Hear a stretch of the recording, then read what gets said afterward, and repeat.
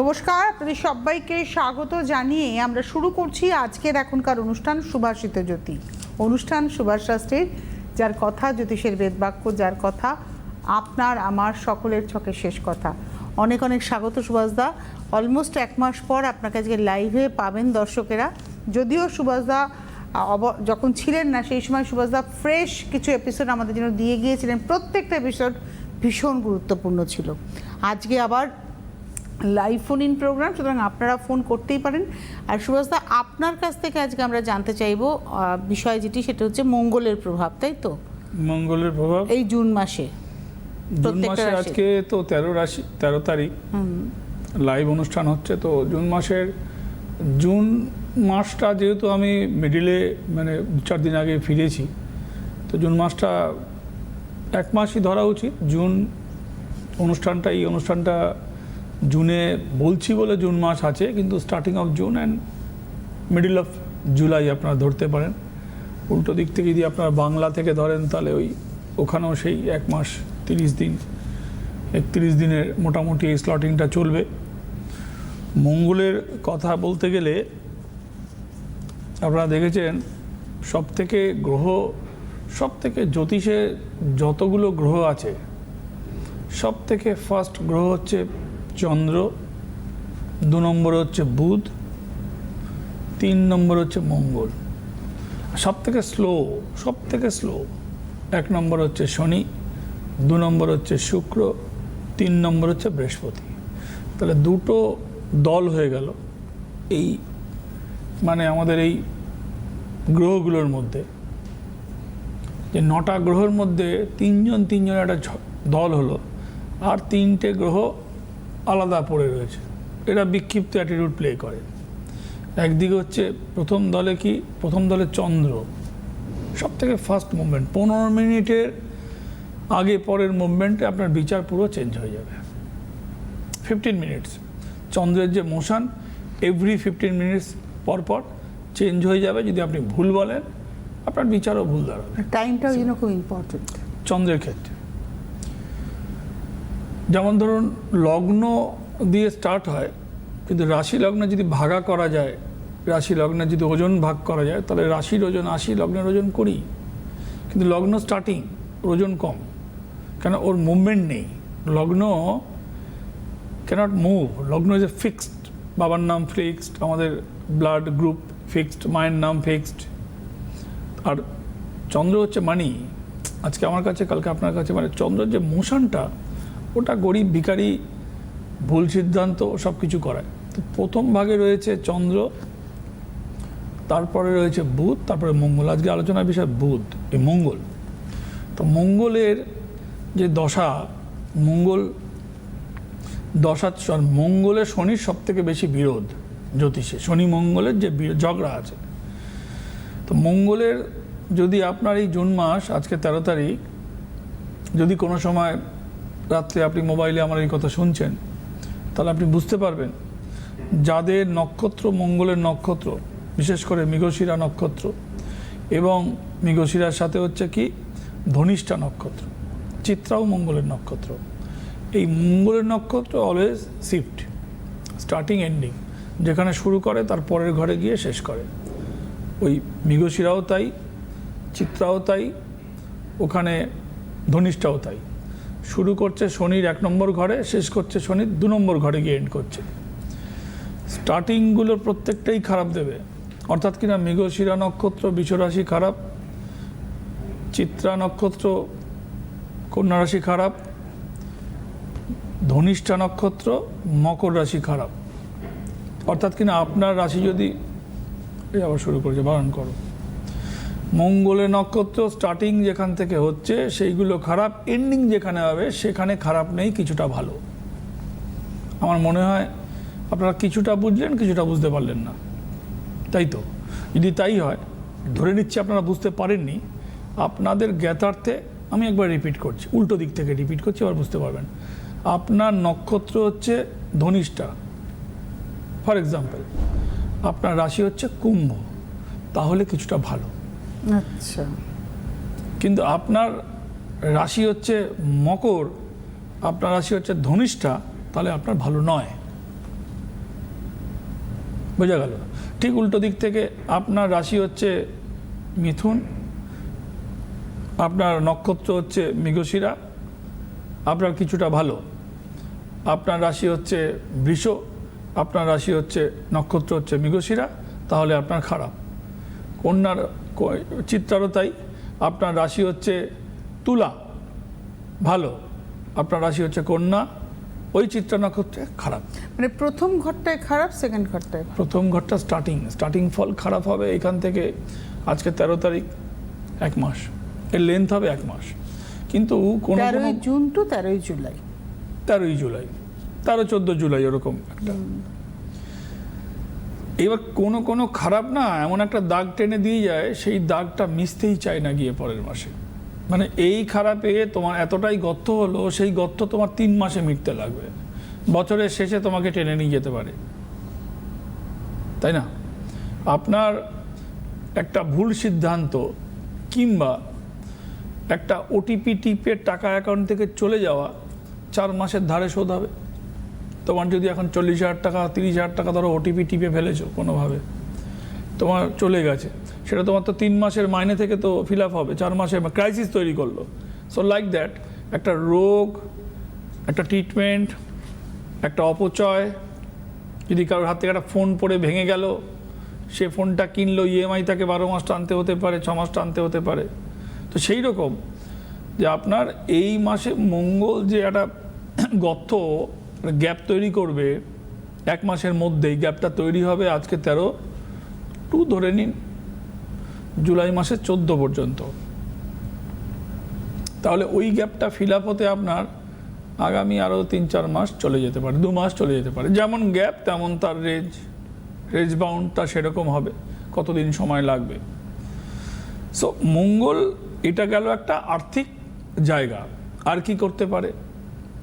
শারীরিকভাবে যে ডিটোরিয়েশনটা হবে সেটারও মিনিমাম 3 থেকে 6 মাস আপনার সেই ফিল আপ, ওষুধেরই বলুন আর শারীরিক চোট বলুন। মঙ্গল কঠিন কঠিন ব্যাধির জন্ম দেয় শরীরে। মঙ্গল মেয়েদের শরীরে রক্তক্ষরণের প্রভাবটাকে বাড়িয়ে দেয়, রক্তক্ষরণের প্রভাবটাকে বাড়িয়ে দেয়। যাদের সাইকেলিং প্রবলেম রয়েছে, যে বোনেদের দিদিদের যে সাইকেলিং যে বোনেদের প্রবলেম রয়েছে, সেখানে ও কী করে, জিগজ্যাগ করে, ও জিগজ্যাগ করতে থাকে, ওতে শরীরে জার্ক হতে থাকে, এবং সেই জার্কের প্রভাবে তার কোথাও চুল পড়ে যায়, কোথাও তার শরীরে স্কিনে অ্যালার্জি আসে। আমরা মূলত অ্যালার্জি এবং চুলকুনি কথাটা শুনতে চিপ, ওই ইচিং, হ্যাঁ এটা শুনতে ভালো, ইংলিশে বললে শুনতে ভালো লাগে। হ্যাঁ ইংলিশে হ্যাঁ, চুলকুনি কথাটা কেমন একটা হালকা হয়ে যায় না, মানে একটু বাজেভাবে ইউজ করে লোকে এটাকে। তো যাই হোক, যদি বাংলাতেই বলি আর ইংরেজিতেই বলি, ওটাকে কিন্তু মূলত জ্যোতিষে কেতু কিন্তু আইডেন্টিফাই করে, মানে স্কিনের ওপরের যা কিছু ছুলি হোক, ইচিং হোক, র্যাশ হোক, যাই হোক, কিন্তু ওটা কিন্তু হয় মঙ্গলের জন্যে, ব্লাড থেকে হয়। আপনারা দেখবেন যখনই ইচিং হয়, যা কিছু লাগানোর সাথে খাবার ওষুধ দেয় ডাক্তার, কেন ব্লাডে কোনো একটা তারতম্য বেড়ে গেলে চুলকুনিটা ওপরে হয়। আমরা চুলকুনি কন্ট্রোল করতে পারি না, লাগালে কি সারে, লাগালে সারে না, সাথে খাবার ওষুধ দেয় ব্লাডের ওইটাকে কমানোর জন্যে। অর্থাৎ আর ব্লাডকে কন্ট্রোল করে মঙ্গল শরীরের রোগের জন্ম দেয়, কঠিন রোগের জন্ম দেয়, মারক রোগের জন্ম দেয়। যত রকম লোকের ক্যান্সার ওরিয়েন্টেড রোগ হয়, ক্যান্সার এবং সেইগুলোকে কিডনি ক্যান্সার যা হয়, এই সব কিন্তু ব্লাডের জন্য হয়। এবং এই রক্তচাপ উচ্চ নিচু, এই যে ফ্ল্যাকচুয়েশন থেকে কিন্তু কিডনি এফেক্ট হয়। রক্তকে কন্ট্রোল করে মঙ্গল। হাতে 3খানা পজিশন রয়েছে, শরীর থেকে বেরিয়ে এলে মঙ্গল পকেটে বড় গর্ত তৈরি করে, কর্মক্ষেত্রে গ্যাপ তৈরি করে, মাথা গরম করায়, ভুল সিদ্ধান্ত নিতে সাহায্য করে। বিকজ অফ মঙ্গল হচ্ছে leading planet, leader of the planet, one of the মানে লেবোরিয়াস টাইপের লিডার, মানে অর্ডার করার লিডার না, কাজ করবে। একটা ফোনে আছে। নমস্কার, কে রয়েছেন? হ্যালো, হ্যাঁ আমি বহরমপুর থেকে বলছি। সুষমা, আমার মেয়ে সম্পর্কে জানবো। দেখেন জন্ম তারিখ? অনুষ্ঠান নিয়মিত? হ্যাঁ নিয়মিত অনুষ্ঠান দেখি। কেউ এসেছিল? না, যায়নি কেউ, আমি অনুষ্ঠানটা ফলো করি। জন্ম তারিখটা বলো। হ্যাঁ, 30 নভেম্বর। 19 30 নভেম্বর। 30/11 সালটা বলবে তো রে বাবা। হ্যাঁ, 2000। ও 2000। সময় সময় 9:35 দিন, সকাল। সকাল 9:35। কোথায় জন্ম? ঘুমু করছে তোমার? বহরমপুর। বহরমপুরে জন্ম, হ্যাঁ। তোমারটা ছেলে মনে হয় রওনা হলো তাই। সকাল 9টা কত বললো? 35। সকাল 9:35 বহরমপুর।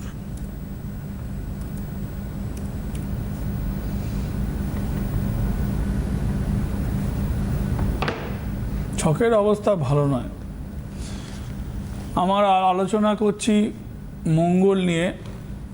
তোমার মেয়ের ভাগ্যস্থানে নবমে মঙ্গল বসে রয়েছে। দেখুন আজকের আলোচনার পাঠ। ভাগ্যস্থানে যদি কারোর মঙ্গল বসে থাকে তাহলে তাকে মঙ্গল কি করে? দুর্ভাগ্যতে ঠেলে দেয়, দুর্ভাগ্যর দিকে। তোমার মেয়ের ছক ফেলছি, আপনারা দেখুন। ছক টিভির পর্দায় রয়েছে। একই রাশি, একই লগ্ন। জ্যোতিষ মূলত বলবে লগ্ন চাঁদা ছক, মাঙ্গলিক নেই। 7th house 8th house clear রয়েছে, দেখতে পাচ্ছেন এখানে। দুটো হাউস 7th এবং 8th হাউস ক্লিয়ার। 7.5 এখান থেকে বেরিয়ে গেছে ছক থেকে, অর্থাৎ কি না 7.5ও নেই, 7.5ও নেই, 2 মাঙ্গলিকও নেই। তাহলে এই ছকে প্রবলেম কি? বুধাদিত্য যোগও রয়েছে ভালো। এই ছকে প্রবলেম হচ্ছে ভাগ্যস্থানে যদি মঙ্গল বসে থাকে, সেই মেয়ে বিয়ের পরে সে কী করে? মাঙ্গলিক নয় কিন্তু, আমি এগেন ছকটা একবার ফেলছি, আপনারা দেখে নিন। ছকটা একবার টিভির পর্দা আবার ফেলেছি, একটু তুলছি। ওইখানে স্ট্রিপটা রয়েছে, এই দেখুন, এই দেখুন। এখানে লগ্ন এবং মঙ্গল, এই হচ্ছে 7th হাউস হচ্ছে ক্লিয়ার, 8th হাউস ক্লিয়ার, আর 4th হাউসও ক্লিয়ার। 4th হাউসেও কিছু নেই, দেখুন আপনারা, 4th হাউসেও কিছু নেই। বুধাদিত্য যোগ, লগন চাঁদা ছক। তাহলে ছকের জিস্ট রয়েছে আপনাদের সামনে। নবম ভাগ্যস্থানে মঙ্গল থাকলে বিয়ের পরে তার বিয়ে, মাঙ্গলিক হলে বিয়ে হতে সমস্যা হয়। আর ভাগ্যস্থানে যদি মঙ্গল থাকে তাহলে বিয়ের পরে সে একটা সম্পর্ক নিয়ে জড়িয়ে পড়ে। সে মানে স্বামী স্ত্রীর মধ্যে কেউ একজন, সে কিংবা তার হাজব্যান্ড, বিয়ের পরে এবং প্রশ্নচিহ্নের মুখে দাঁড়ায় সেই বিয়েটা টিকবে কিনা, সম্পর্ক থেকে বেরোবে কিনা, নাহলে বিয়েটা টিকবে কিনা। এই নবমে যে মঙ্গল যেটা তোমার মেয়ে রয়েছে এবং 7.5-র মধ্যে, তুমি কি মেয়ের বিয়ে দিয়েছো? হ্যাঁ, বিয়ে হয়ে গেছে। কবে দিয়েছো মেয়ের বিয়ে? 5 বছর হয়ে গেল। 7.5-র মধ্যে, মকর রাশি, মকর লগ্ন, 5 বছর অতিক্রান্ত। 2000 সালে মেয়ের জন্ম, 26-21 বছর বয়সে বিয়ে আপনি দিয়েছে। না অনেক কঠিন একটা প্রেডিকশন করেছেন যে আমি বলছি, একটুখানি বলে দিই। অবৈধ সম্পর্কে না, এইখানে নবমে আপনি বলেছেন যে বিয়ের পরে প্রশ্নচিহ্নের মুখে দাঁড়ায়, হ্যাঁ, যে এবং একটা তৃতীয় সম্পর্কে যেতে পারে, সে নিজে কিংবা তার হাজবেন্ড, হাজবেন্ড বা ওয়াইফ, যে সে কিংবা তার স্বামী একটা কোনো সম্পর্কের মধ্যে আবদ্ধ হবে। প্রশ্ন হচ্ছে সেই সম্পর্কটা কি যাবে না বিয়েটাই চলে যাবে, এইটা। আর একটা হচ্ছে এইখানে বিয়েটা হয়েছে 7.5-র মধ্যে, তার মানে ওর কপালে যন্ত্রণা আছে, ওর কপালে যন্ত্রণা আছে। মা বলুক। আচ্ছা, তুমি জিজ্ঞেস করো। বলুন। হ্যাঁ, মানে জামাই অন্য মেয়ের সাথে জড়িয়ে গেছে, যার জন্য সম্পর্কটা একদম মানে ডিভোর্সের কাছাকাছি চলে গেছে। কিরকম প্রেডিকশন করলেন? 7.5-র মধ্যে যদি বিয়ে হয় আর মঙ্গল যদি ভাগ্যস্থানে থাকে, আমি তো ছকটা আপনাদের সামনে বিশ্লেষণ করলাম। আপনি এটাও বললেন যে এটা জ্যোতিষীদের ভাষায় লগন চাঁদা ছক। লগন চাঁদা ছক। তুমি ছকটা ফেলছি, ছকটা ফেলতো একবার টিভিতে, আপনাদের দেখাই। এই যে ছকটা সামনে রয়েছে, একটু তুলছি, আপনাদের সুবিধা হবে। হ্যাঁ, একটু তুললাম। দেখুন, নবমে মঙ্গল রেখেছে, একই রাশি, একই লগ্ন, 7th এবং 8 ক্লিয়ার, এবং বুধাদিত্য যোগ উইথ লগন চাঁদা ছক উইথ 4th হাউসও ক্লিয়ার। তাহলে মাঙ্গলিকের কোথাও কোনো নেই। তারপরেও সুভাষদা আপনি প্রেডিকশন করলেন যে একটা অবৈধ সম্পর্ক, এবং স্বামী কিংবা স্ত্রী বিয়ে যদি হয়ে যায় তাহলে এমন একটা সম্পর্কের মধ্যে ঢুকে পড়ে। আচ্ছা, এই সম্পর্কটা কিন্তু বিসর্জন হতে পারে, জানো? আচ্ছা, হ্যাঁ, আমি এখনো বলছি, ওকে লাইনে রেখে, এই সম্পর্ক কিন্তু বিসর্জন করা যায়, তাহলে বিয়েটা কিন্তু টিকে যাবে। আর না হলে সম্পর্কটা তো পরে ভাঙবে, বিয়েকে ভেঙে বলে মেয়ে তো ডুবুঙ্গি সানাম। মানে উনি বলছেন ডিভোর্সের মুখোমুখি, এটা ডিভোর্স হবে আমি তোমাকে- তারপর সম্পর্কটাও চলে যাবে না লোকটার। না না, দুটো জিনিস। সম্পর্কটাকে আমি কি বললাম, হয় সম্পর্ক যাবে নয় বিয়ে যাবে, হ্যাঁ। এইটা এখনকার উত্তর সুভাষ শাস্ত্রী। তো এরপরে একটা শ্লোক বলছি, সেটার সাথে উত্তরটাও বলছি। मैं तो डूबूंगी सनम तुमको भी लेके जाऊंगी साथ में। তার মানে সম্পর্কটাকে ভাঙবে, মানে স্বামী স্ত্রীর সম্পর্ক ভাঙবে, পরে এটাও ভাঙবে, মানে দুটোই ডুবে গেল ওর। ভদ্রলোকের ভদ্রলোক কি ছেলে, কত বয়স হবে তোমার জামাইয়ের? বয়স কত? 28 হয়েছে না 29? কত হয়েছে? হ্যাঁ হ্যাঁ ওরকমই হবে, 28 না বছর। একটু বেশি বড় কত? 30 বছর বয়স হবে। হ্যাঁ 30 বছর বয়স মেয়ের, আর 29 বছর বয়স ছেলে, আর ওর বয়স 21, এখন 26 বছর বয়স। 30-26, ওই 4-4.5 বছর উপর নেই। তো দুটোই ভাঙবে। এখন কোন আগে যদি সম্পর্কটা ভাঙে তাহলে বিয়েটা বাঁচবে, আর আগে যদি বিয়ে ভাঙে তাহলে বিয়েও ডুববে, সম্পর্ক না। এবার ওনার প্রশ্ন, ওনার হয়ে আমি বলছি, সুভাষ শাস্ত্রীর কাছে যদি উনি আসেন, আপনি কি সম্পর্কটা থেকে বার করে এনে বিয়েটাকে টিকিয়ে দিতে পারবেন? সম্পর্কটার জন্য পরিষ্কার কথা, একটা কথা জানতে হবে, এই সম্পর্কের মেয়াদ আরও 1 থেকে 1.5 বছর, খুব যদি এক্সটেন্ড করি 2 বছর আছে। আমার প্রশ্ন, তুমি কি 2 বছর সাফার করতে পারবে? ওর মাকে জিজ্ঞেস করো, অ্যানাদার 2 বছর। হ্যাঁ যাওয়ার চেষ্টা করবো আপনার কাছে যদি সমস্যা। না না না না না, আমি সেটা বলিনি। তোমার হয়ে একটা প্রশ্ন করেছে, খুব সুন্দর প্রশ্ন করেছে, সুভাষ শাস্ত্রী কি পারবে এই সম্পর্কটা ভাঙতে? ভাঙলে বলছি, যেহেতু বলছি বিয়ে টিকবে, বিয়ে টিকে যাবে। তা আমি ওকে একটা পাল্টা প্রশ্ন করেছি, তুমি কি আরো এখান থেকে আরো 2 বছর নিজের দাঁত কামড়ে পড়ে থাকতে পারবে? মানে তোমার মেয়ে 28-29 প্রায় 88 ধরো, 1.5 বছর ধরো, এক্সটেনশন 2 বছর বলছি, 1.5 বছর ধরো, তোর মেয়ে কি পারবে? মানে সম্পর্কটা এতটাই খারাপ পজিশনে আছে যে বলা যায় না, মানে মারধর পর্যন্ত চলে গেছি, মারধর একদম। মানে মেয়ে কি আপনার কাছে চলে এসেছে? না, মেয়ে আসে, হ্যাঁ হ্যাঁ মেয়ে হ্যাঁ এখন এসেছে। এখানেই থাকছে এখন কতদিন? 1 বছর থেকে। আপনারা কি দেখে শুনেই বিয়ে দিয়েছিলেন? হ্যাঁ হ্যাঁ দেখে শুনি। তা তোমরা কি যদি ভেঙেই দিতে যাও তাহলে আর এই প্রশ্নের কি দাম আছে? আপনি কি চাইছেন, বিয়েটা টেকাতে চাইছেন না ভাঙতে চাইছেন? আমরা তো টেকাতেই চাইছি। তা টেকাতে মেয়ে তো- চাইলে শোনো না, মেয়ে কি চাইছে সেটা খুব ইম্পর্টেন্ট সুভাষ দা। মেয়ে যদি টেকাতে চায় তাহলে মেয়েকে ওখানে গিয়ে থাকতে হবে। মেয়ে কি টেকাতে মেয়ে যদি চাইছে? দূরে থাকে সম্পর্ক ভেঙে যাবেই যাবে, স্পেস বেশি পাবে। অপোনেন্ট ওই মেয়েটা, এবার অনেক ক্ষেত্রে মেয়েদের পক্ষে সম্ভবও হয় না, চোখের সামনে তার হাজবেন্ড একটা পরকীয়া করছে, হয়তো শ্বশুরবাড়ির লোকও হাজবেন্ডকে সাপোর্ট করছে, সেক্ষেত্রে মারধর হ্যাঁ হ্যাঁ করছে, শ্বশুর বাড়ির লোক সাপোর্ট করে, এবং মেয়ে মারধর খাচ্ছে, সেক্ষেত্রে এই সম্পর্কটা মারধর মানে দেখো বিতর্ক বরঞ্চ মধ্যে- লোকটাকে সাফার করানো উচিত যে এই সম্পর্কটা, বিয়েটাও ভেঙে যাক, সম্পর্কটা থেকে সেটা ওর সিদ্ধান্ত, ওটা তো আমি বলতে পারি না। দিস ইজ নট মাই মানে ডিসিশন। মেয়েটার কি পরবর্তীতে ভালো বিয়ে হবে? ওটা জটক বিচার করে বলতে হবে। দেখো মাঙ্গলিক তো নয়, সামনেওয়ালার সাথে জটক বিচার একটা ডিফারেন্স পার্ট। এখানেই না আপনারা প্রবলেম করেন, আপনারা জটক যখন বিয়ে বিচার ইজ এ দিয়েছেন, জটক ভেরি বিচার করেননি। ভেরি মানে ট্রিকি পার্ট। 8টা গ্রহর মানে তোমার পয়েন্টে 36টা, তো 8 দুগুণে 16, 3 8 24, 4 8 32, 5 8 40, পয়েন্ট 36। কাকে তুমি ওই যে 32 আর 40, দেখো আপনি একটু লাইনে থাকুন, 4 8 32, 5 8 40, কি নামতা পড়ছি ধারাপাত, তো 32 যদি সমান ইকুয়াল দিই তাহলে 32 হয়, অঙ্ক শেষ হচ্ছে 36-এ গিয়ে, মানে 4.5 করে তোমাকে 4টে থেকে কোনো জায়গায় ভাগা করতে হবে। আর যদি তুমি বেশি ধরো তাহলে কোনোটায় আপ দিয়ে কোনোটায় ফুল দিতে হবে। This is the part of টিকি পার্ট, ইটস এ ভেরি টিকি পার্ট। তো দেখো সোজা ভাষায় দেখলে জ্যোতিষের মধ্যে কিন্তু কিছু নেই, আবার তুমি যদি বিচার করতে বসো ওই কিছুনের মধ্যে সব তোমার ভুল বেরিয়ে যাবে, সব ভুল বেরিয়ে যাবে। আপনি সঙ্গে থাকুন, ধন্যবাদ ফোন করার জন্য। এবার ডিসিশন আপনার যে আপনার হ্যাঁ। মেয়ে কতটা সহ্য করতে পারবে। যদি আগামী দিনে। চায় টেকাতে, যদি চায় ইফ অ্যান্ড বাট আছে, তাহলে তাকে পরিষ্কার আমার কাছে আসার আগে তাকে মাইন্ড মেকআপ করতে হবে অ্যানাদার 2 ইয়ার্সের জন্য, সেটা মায়ের বাড়িতে থেকে নয় একদম, না হলে আমার কাছে আসা উচিত নয়। নাহলে তো এমনি আপনি ভাঙবে। না, আপনি কিন্তু মানে মানে কি বলবো, ফাঁকা আওয়াজ দেননি আপনি, পরিষ্কার তাকে কোনো মানে হোপ দিয়ে দিলেন না যে না, হ্যাঁ না। আমি পারবো, একদম বললেন না। আপনি একদম বাস্তবের মাটিতে দাঁড়িয়ে বিশ্লেষণটা করলেন। এবং সুভাষ শাস্ত্রীর জনপ্রিয়তা কিন্তু ওইখানেই, আপনি সমাজের মূল সমস্যা বাস্তবটাকে ধরে আপনি প্রেডিকশন করেন। দেখো, ওর কাছে যদি টাইমই না থাকে, ও যে আমার কাছে আসবে, আসার তার কোনো দাম পাবে না। টিভিতে লাইন পেয়েছে, আমার উদ্দেশ্যে যতটা পারা তাকে ইনফর্ম করে দেওয়া। আমার প্রত্যেকটা অনুষ্ঠানে কাজ, নন লাইভ অনুষ্ঠানও আমি চাই আপনাদেরকে ইনফর্ম করার জন্য। জেনে যান, চেষ্টা করুন, ট্রাই করুন, শেষ না হলে আসবেন। মানে আমার কোনো অনুষ্ঠান আপনাকে টেনে আনবার জন্য নয়, ভয় দেখানোর জন্য নয়। আমার কোনো অনুষ্ঠান, আমি যা শিখেছি কিংবা যতটুকুনি অর্জন করতে পেরেছি সেটা ডিস্ট্রিবিউট করার জন্য আমি বসি। আমি সেটাকে এনক্যাশ করার জন্য এখানে বসি না।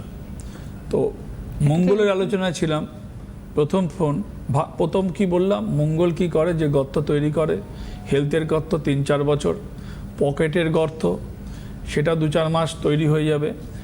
ভাগ্যস্থানে মঙ্গল থাকলে এই ভোটের বাজারে, এই যে ভোটটা গেল, ভোটের রেজাল্ট করে দিয়ে আমি আউট অফ ইন্ডিয়া হয়ে গেছিলাম, আপনারা জানেন। 2-1 দিন হয়েছে ফিরেছি ব্যাকে।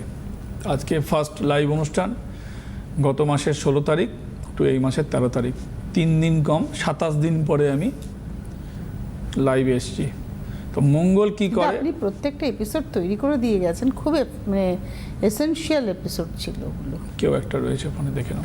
নমস্কার, কে রয়েছেন? হ্যালো, হ্যাঁ নমস্কার ম্যাম। নমস্কার স্যার। কে বলছেন, কোথা থেকে বলছেন? আমি সৌম্য পাত্র বলছি, হুগলি তারকেশ্বর থেকে। কার সম্পর্কে জানবেন? আমি নিজের সম্বন্ধে ডেট অফ বার্থ? 21 আগস্ট ধরো 19 লাইনে থাকো।